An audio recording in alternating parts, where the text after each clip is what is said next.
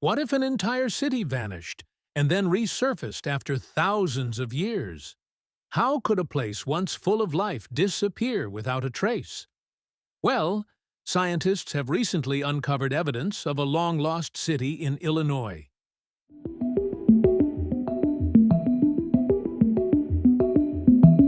The people who built Cahokia were part of an ancient civilization that's known today as the Mississippian cultures. Native Americans who lived around 800 to 1600 AD across what is today the American Midwest and Southeast. Unlike the popular image of Native Americans as small nomadic groups, the Mississippians lived in planned cities centered around massive earthen mounds, ceremonial plazas, and a sophisticated agricultural system focused on maize, squash, and beans. And no city in the Mississippian world was bigger than Cahokia. In 1811, a lawyer and future Congressman Henry Brackenridge walked the grass-covered slopes east of what we now call St. Louis, and tried to describe what he saw, a strange rolling landscape of mounds rising from the plain, big knots of earth that did not belong to nature. He wrote about those mounds the way someone writes about a puzzle he can't stop turning over. That early account is where many modern stories of Cahokia begin, because European settlers who came later leaned on those first written impressions to make sense of a place that, for its builders, was ordinary, busy, and alive. We believe that Cahokia probably covered something like 5 or 6 square kilometers, which makes it orders of magnitude larger than any other place in North America prior to European contact. Right now, when you're here, it's a nice green field. This is what Cahokia looks like for us today. When we were here 1,000 years ago, it would have been teeming with crowds of people, and there may have been places where people were exchanging goods. Different religious ceremonies would have been going on. Brackenridge's page-length note is the first clear written thread we have that connects modern readers to a metropolis that once thrummed beside the Mississippi. The labor that goes into constructing the monuments at and around Cahokia is really something that's hard to wrap your head around. Not only are people using stone and wooden tools to extract that earth from one part of the site, they're then moving it in basket loads to add to different layers of mounds. If you want, a single image that explains why archaeologists and historians keep coming back to Cahokia. Picture Monk's Mound rising out of lowland prairie. 4 broad terraces stacked like a flattened wedding cake, and a staircase running up one side so steep it looks absurdly new against an ancient earthwork. That mound's base is roughly the same size as the base of the Great Pyramid of Giza, and the volume of earth moved to create it is staggering. The base of Monk's Mound is actually larger than the Great Pyramid of Cheops in Egypt. It's 100 feet high. On the top of Monk's Mound would have been an enormous temple that peaked to 50 to 75 feet high or more. So it would just have been an amazing sight. It must have been overwhelming for people. Modern estimates put Monk's Mound at roughly 100 feet tall, with a base covering more than 14 acres. Depending on which calculation you use, builders moved on the order of tens of millions of cubic feet of soil to raise it. Those numbers are not trivia. They are proof that Cahokia was not a scattered camp, but a planned, organized, and ambitious urban center. But Cahokia is a modern label. The people who lived there didn't leave a written city name in a language we can read.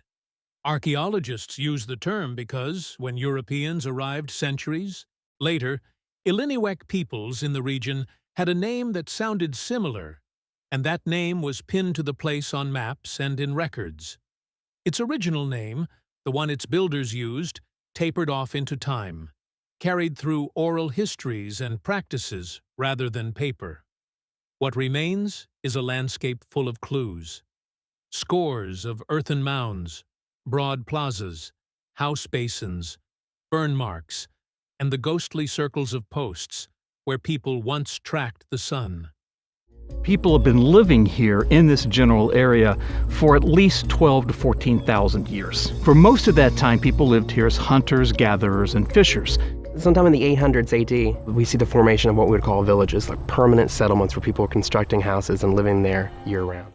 The site occupies a floodplain that would have been attractive to people who farmed maize, and it sits at a crossroads of rivers, an easy place for goods, ideas, and people to gather. Much of what we know about Cahokia comes from careful digging, from the layers of soil, and from technologies that let researchers map what lies underground without tearing apart the ground itself. We're conducting one of the largest geophysical surveys that's ever been done in the world. We're trying to look at one of the largest pre-contact cities in the world and understand how that's organized, how people were arranging themselves into neighborhoods without ever disturbing the ground. The instruments we're towing over the ground here at Cahokia are allowing us to map a lot of the subsurface architecture that still remains in the ground from Cahokia. Scholars place Cahokia within what archaeologists call the Mississippian cultural world. That's a broad label for a family of related societies that took shape across the Mississippi and Ohio valleys and farther afield, roughly from 800 to 1600 CE. Cahokia is such a powerful story when we can understand it as this feat of engineering, when we can understand it as this feat of indigenous science. It's this really powerful place that can help us to understand that we weren't primitive nomads wandering the desert in search of one drop of water or one drop of food. I hope the story that is told about Cahokia enables people to see that indigenous peoples did not just mysteriously disappear back into the earth from which they came, but in fact moved on for intentional and conscious reasons, but they continued to find ways to thrive into the future. The Osage Nation today is this powerful, thriving nation. So often, that's not the story that gets told about who and what Indigenous peoples are. The spaces that we inhabit, the words that we speak, all of these things have lessons for us. And they have important lessons for us, not just about who we were as a people, but who we should be into the future, that there's values there, and that a huge part of the work that we're doing as an Osage Nation is rebuilding those relationships about who we are, not so that we can go back in time and not so that we can inhabit and bring those exact practices forward, so that we can take the values and the many, many lessons that our communities learned through time with place to help us build the strongest future possible for ourselves. The Mississippian world is defined by maize agriculture, platform mounds, plazas used for public gatherings, intensified craft production, and trade networks that could carry shells, copper, and stone over great distances. Cahokia stands out inside that world because of its scale and reach. At its height, sometime around the 11th to 13th centuries, hundreds of mounds rose on the landscape. A huge central plaza stitched the site together, and neighborhoods spread across many square kilometers. Estimates of how many people lived in and around Cahokia vary. Some scholars place the urban population in the range of 10,000 to 20,000 at its peak. Others allow for larger numbers when they include suburban and peri-urban populations. Whatever the exact figure, Cahokia was one of the largest cities north of Mexico, likely comparable in population to contemporary European cities in the Middle Ages. I want you to imagine showing up at Cahokia for a festival. The plaza would be a flat, bright place where crowds gather. The terraces of Monk's Mound would host a temple or elite residence, or both. There would be smoke from cooking pits, the clatter of wooden tools, traders and artisans with ornaments and carved stone, and a ring of poles known to modern researchers as woodhenge marking solar events. Woodhenge is not a decorative fence. It's a set of post alignments that marks the rising sun on solstices and equinoxes. That tells us two things. People at Cahokia were watching the sky carefully, and ceremonies that linked cycles of planting and harvest to sacred time were integrated into public life. In short, this was a city where religion, politics, and daily economy were braided together. We are still decoding how that braid worked. Magnetometers measure very subtle disturbances in the Earth's magnetic field. Areas of burning show up very clearly. The burning actually makes the soil more magnetic, so we can quite often see that. But anytime soil has been moved around from one place to another, whether it's construction of mounds, embankments, trenches, so we can identify those through our magnetometer survey. So at a site like Cahokia, house basins are probably the most useful archaeological feature that we can detect using magnetometry. We see those very clearly in magnetometer results. Excavations and surveys show evidence for hierarchical leadership, long-distance exchange, specialized craft production like shell carving and copperwork, and monument building that required organized labor and long-term planning. People did not build Monk's Mound casually.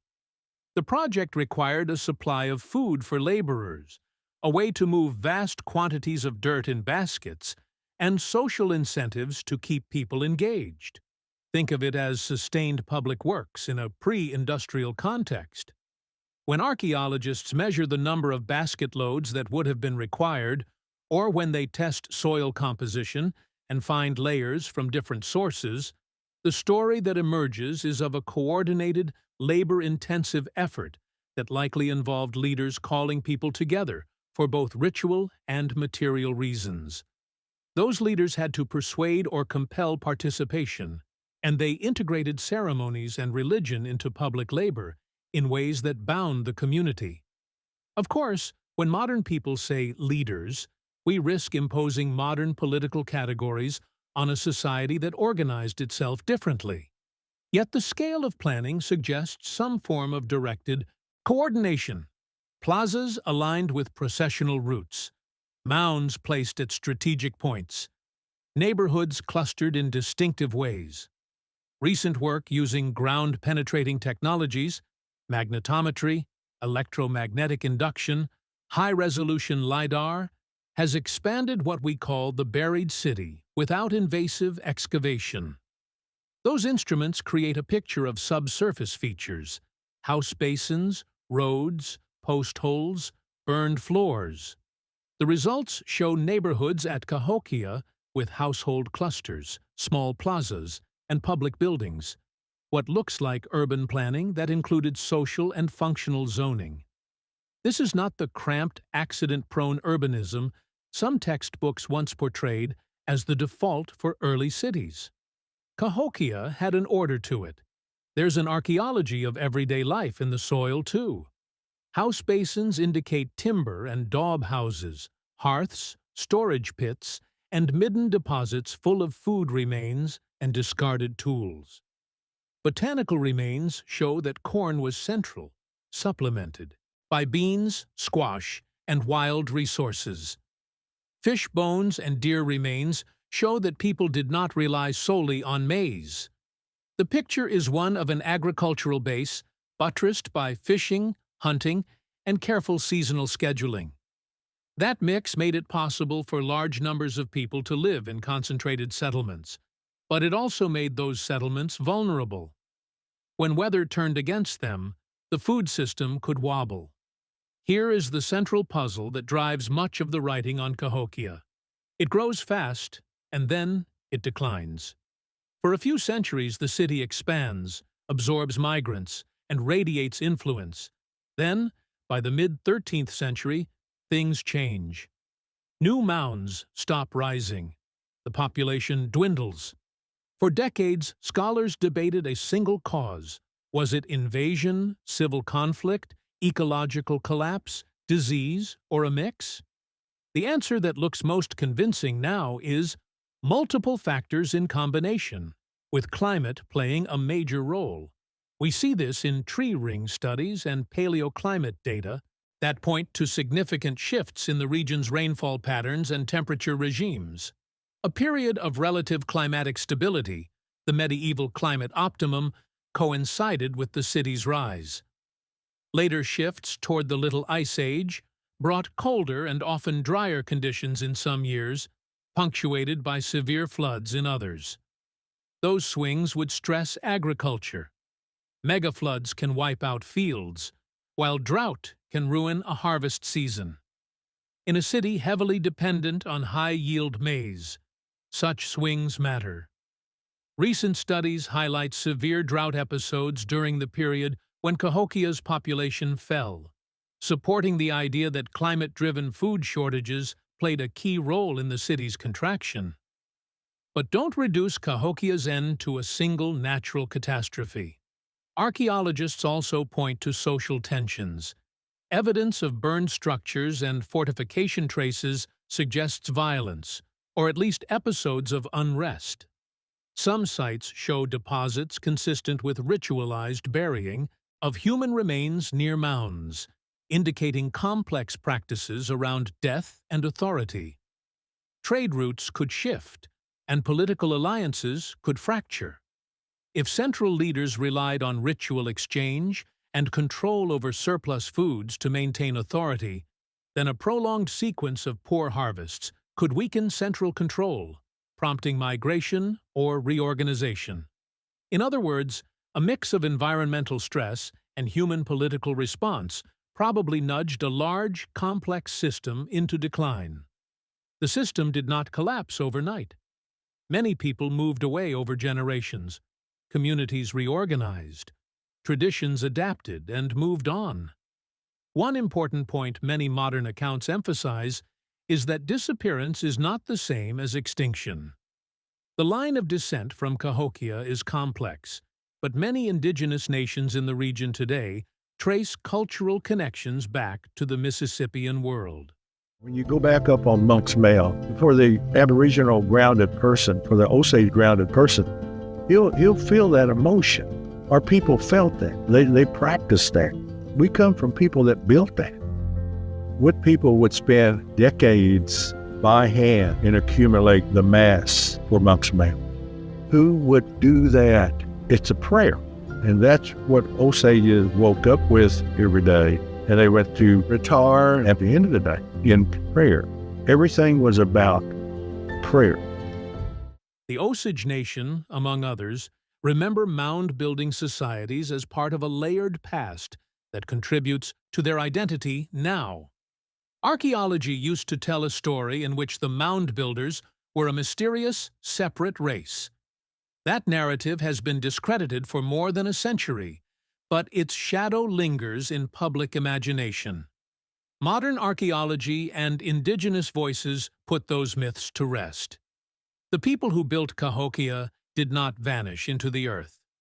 Their descendants carried traditions, knowledge, and memory forward even as political centers shifted and new pressures arrived. The relationship between archaeologists and descendant communities is a live issue. For decades, the discipline often treated archaeological materials as objects for study removed from living communities. Laws like NAGPRA in the United States and growing collaboration with indigenous nations have shifted the practice. At Cahokia, descendant communities and scholars increasingly work together to interpret the site, to protect sacred spaces, and to ensure that research respects living relationships. That shift is important because it changes how the site is studied and presented. The past is not only something to be catalogued, it can be a source of contemporary cultural revival and political identity as well. Let's talk about method for a moment, because the tools archaeologists use tell you a lot about how the story of Cahokia keeps changing. In the last 2 decades, high-resolution LiDAR surveys have turned the landscape into data. LiDAR can see small differences in surface elevation under light tree cover and reveal the outlines of features that are invisible at ground level. Geophysical methods like magnetometry detect subsurface contrasts, heated hearths, post holes, ditches, by measuring slight variations in the Earth's magnetic field. Electrical resistance and ground-penetrating radar add more detail. Taken together, these techniques let researchers map the buried urban fabric without digging up every inch. That means we can expand our sense of how big the city was, where neighborhoods ran, and how quickly the urban footprint changed over time. These surveys have found suburban concentrations, borrow pits where builders took earth to create mounds, and traces of roads. They have also raised new questions about social density and how people arranged their lives in neighborhoods around the central plazas.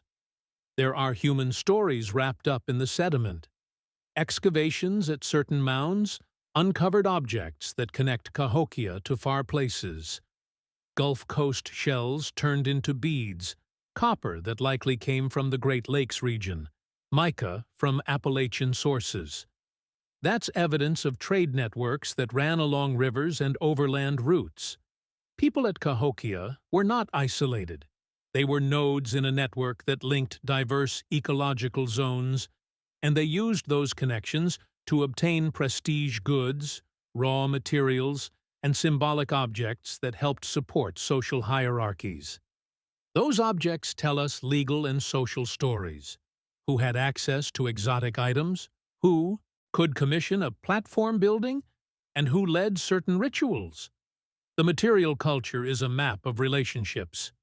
When you tell this story in a talking head, attention-grabbing voice, like the one you asked for, you don't shy away from the human scale. You make arguments with details people can picture. The way children might have run the slopes of Monk's Mound, the way a trader might have hawked shell ornaments in a plaza, the way a craftsman might have sat hammering copper into thin plates. Those small acts are the ones that add up to the big acts of building and planning. You also confront the mystery honestly. We don't have a single ledger that lists the mayor and the tax receipts. We have layers of soil and objects, and we have to read them with care. That leaves space for wonder without falling into fantasy.